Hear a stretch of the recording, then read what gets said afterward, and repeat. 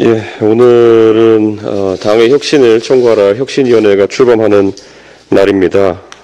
앞으로 아무쪼록 혁신위의 활동을 통해 가지고 대선과 지방승리 선거의 승리를 넘어서서 확실하게 저희가 의회에서도 다수가 될 수 있도록 준비하는 그런 기초를 닦는 역할을 충실히 했으면 좋겠습니다. 네.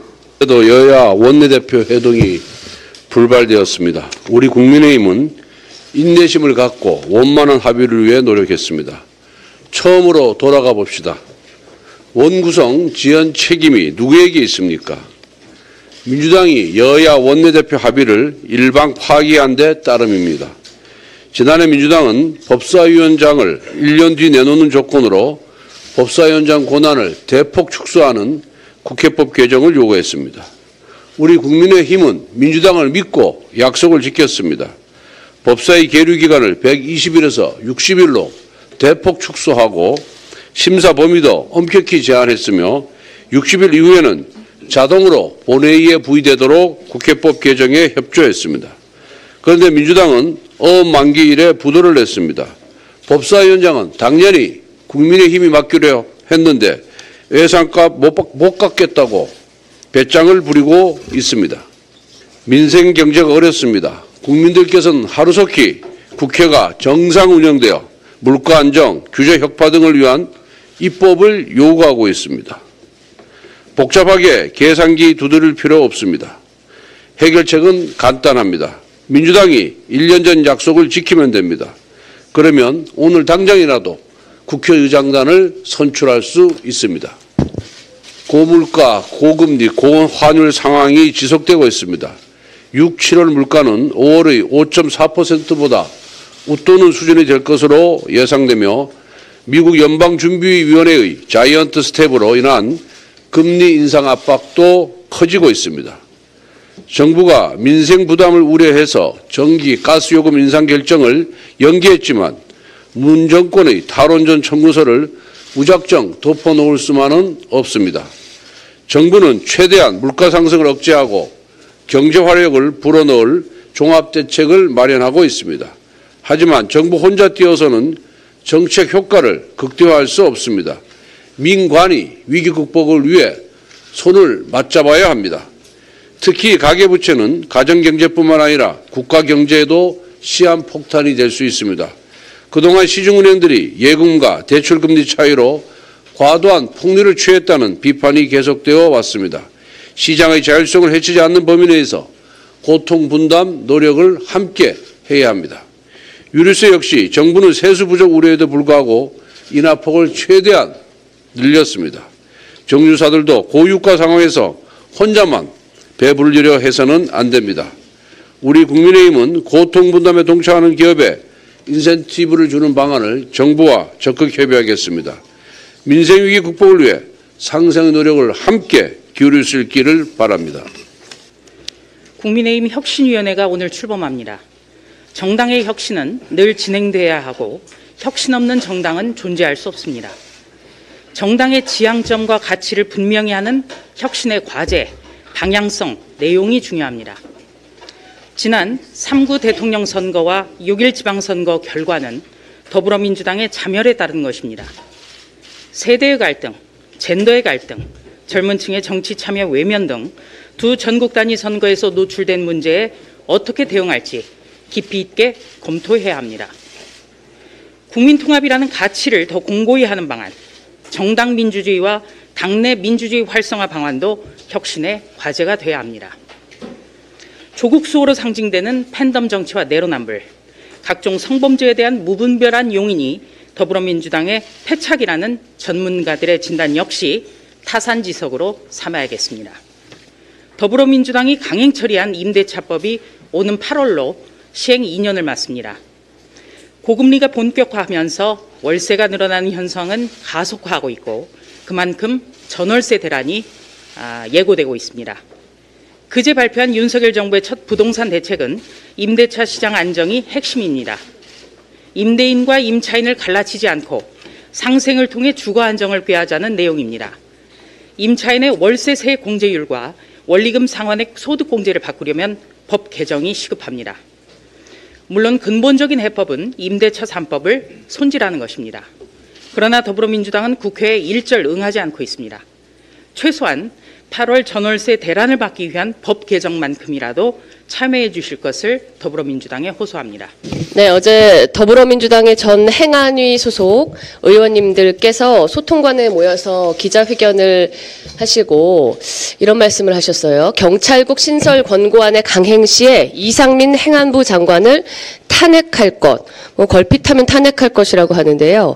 행안위가 일단 국회에서 상임위가 열려야지 죽을 끓이든 밥을 끓이든 어떠한 논의라도 할 수 있지 않겠습니까?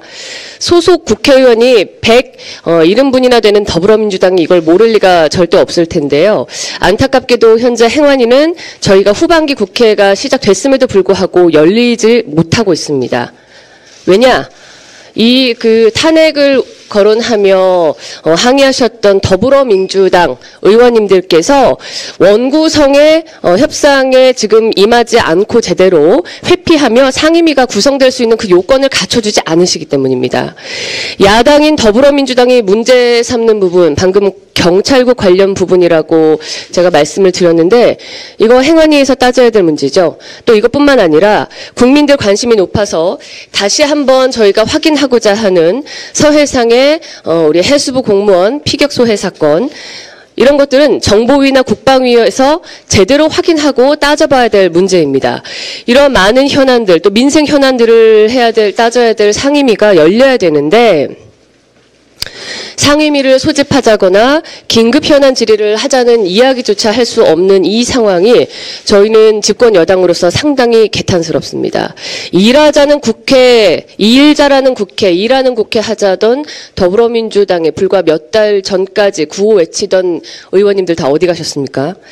문재인 정부 시절에 저희가 긴급 현안 질의를 위해서 상임위를 소집 요구해도 전체 상임위원장을 독식한 그 지위를 이용해서 상임위를 소집하지 않아서 저희가 항의했던 일, 혹은 당시 야당이었던 저희 소수의 국민의힘이 힘을 빼놓고 본인들끼리 상임위를 열고 단독으로 그 상임위를 진행하면서 입법 강행을 해왔던 일, 이러한 여러 광경들을 저희는 이미 목도했습니다.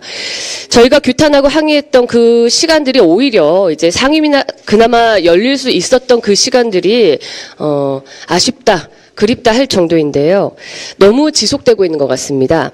어제 그 여야 원내 수석 사이에 있었던 여야 간의 고소고발 쌍방이 모두 취하자는 얘기 말씀 들었는데 이걸 더불어민주당에서 이재명 의원에 대한 고소고발을 취하해달라라는 것으로 잘못 알아듣고 먼저 발끈하셨던 것 같습니다. 따져보니까 그 쌍방 고소고발 그 건 중에서 저희 국민의힘이 제기한 고소고발이 상당 부분 전 대선 후보셨던 이재명 의원을 향한 것이긴 했는데요. 민주당이 이러한 문제들로 책임 있는 양보안을 오히려 저희에게 강요하며 협상에 제대로 임하지 않고 침대 축구도 아니고 침대 협상을 이어간다면 국민들께서 무엇 하시겠습니까? 불과 몇 달 전까지 집권 여당이었던 당이고 국민들 모두가 다 아시다시피 국회의 절반 이상을 차지하고 있는 다수당입니다. 어떻게 그 책임을 여당인 저희 국민의힘에게만 물으시겠습니까? 진지하고 진정성 있는 협상 태도로 어서 테이블에 앉으셔서 저희가 해결해야 되는 민생 문제들, 그리고 여러 확인해야 되는 정치적 사안들 상임위에서 논의할 수 있도록 민주당의 아주 조속한 협상 협의 부탁드리겠습니다. 제발 일 좀 합시다. 국방부와 해경이 동시에 월북의 증거로 말했던 것이 그 사라진 구명조끼였습니다. 마치 우리 공무원이 구명조끼를 입고 있었다, 착용하고 있었다는 식으로 발표했던 거였습니다. 근데 최근에 해경의 초동수사 내용에는 우리 배 안에 구명조끼가 다 남아 있었다는 발표가 있었습니다. 그렇다면 도대체 이 해경의 초동수사의 그 보고서 내용과 달리 착용하고 있었다라고 발표한 그 해경과 국방부는 어디서 그 정보를 듣고 이거를 바꿨을까요? 이 부분에 대한 수사가 철저히 이루어져야 된다고 봅니다. 그리고 국방부는 도대체 자체 조사는 그러면 전혀 안 하고 해경의 내용을 받았다는 식으로 지금 떠넘기고 있는데, 이런 방식으로 언론에 계속 나오는 건 해경과 국방부 양측 수사할 수밖에 없다는 국민들 목소리만 높아질 거라고 보입니다. 지금이라도 해경은 왜 그렇게 입장이 바뀌었는지 발표를 먼저 해주시고요. 국방부도 떠넘기지 말고 자체적으로 어떤 조사 결과가 있었는지를 발표해 주시기 바랍니다. 일단 국방부와 해경은 그들이 할 수 있는 범위 내에서 먼저 발표를 해 주시길 바랍니다. 이상입니다. 윤석열 대통령께서 경남 창원의 원자력 기업 공장을 방문해 원전 산업 재건에 대한 강한 의지를 피력하셨습니다. 환영하는 바입니다. 세계 최고 수준의 원자력 기술을 보유한 대한민국이 윤석열 정부의 적극적인 지원과 함께 다시금 원전 강국으로 거듭나기를 희망합니다. 그런데 벌써부터 더불어민주당은 원전 부활 정책은 탄소 중립의 해법이 될 수 없다며 에너지 정책을 또다시 정치적 선동의 수단으로 이용하고 있습니다. 국가의 산업과 경제 그리고 환경에 정말 필요한 에너지를 국민 갈라치기의 도구로 쓰던 나쁜 버릇을 아직도 고치지 못했나 봅니다. 물론 원전만이 탄소 중립의 해법이 될 수는 없겠지만 글로벌 탄소 중립의 트렌드 속에서 원전은 여러 가지 에너지 믹스의 시나리오 중 하나로 사용될 수 있다는 사실을 민주당은 제발 인지하시기 바랍니다. 국민의힘은 우리나라가 에너지 빈국인 만큼 에너지 안보를 강화해야 한다고 늘 주장했고 저 역시 여러 차례 강조한 바 있습니다. 에너지 안보 대응 차원에서 에너지 믹스의 적절한 구성과 공급선 다변화는 필수적인 방향입니다. 특히 원전은 에너지 안보뿐만 아니라 탄소 중립 대응에 있어서 매우 중요한 전략적 에너지원입니다. 문재인 정권에서는 에너지를 선과 악의 개념으로 취급했습니다. 원전은 나쁜 에너지, 태양광은 착한 에너지로 갈라치기하며 선동하기 바빴습니다. 기후변화 대응과 국내 산업 성장을 위해서라도 R200은 매우 중요하지만 CF100 또한 중요하다는 것을 공부하시기 바랍니다. 문재인 정권 5년 동안 많은 에너지 전문가들이 탈원전, 탈석탄, 두 마리의 토끼를 동시에 잡을 수 없다고 누누이 경고했습니다. 하지만 이를 싸그리 무시하고 에너지조차 시민단체의 거짓 선동에 의존해 정책을 펼쳤던 것이 문재인 정권입니다.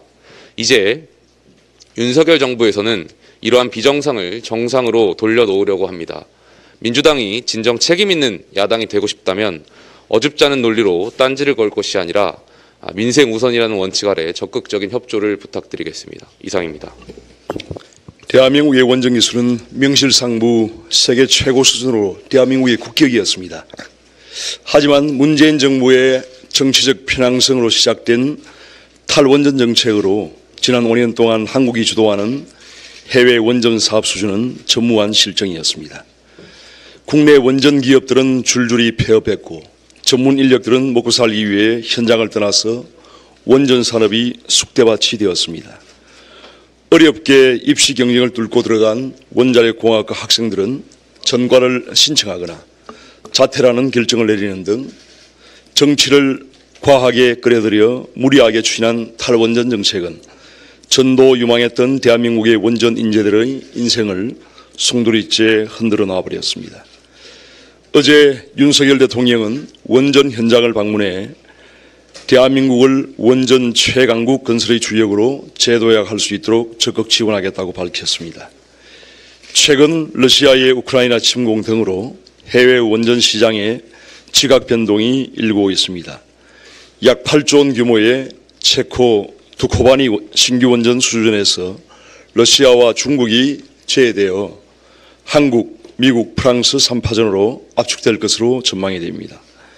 체코를 비롯한 동유럽에서의 원전 수주전을 승리로 이끌기 위해서 범정부적인 지원에 적극 나서야 합니다.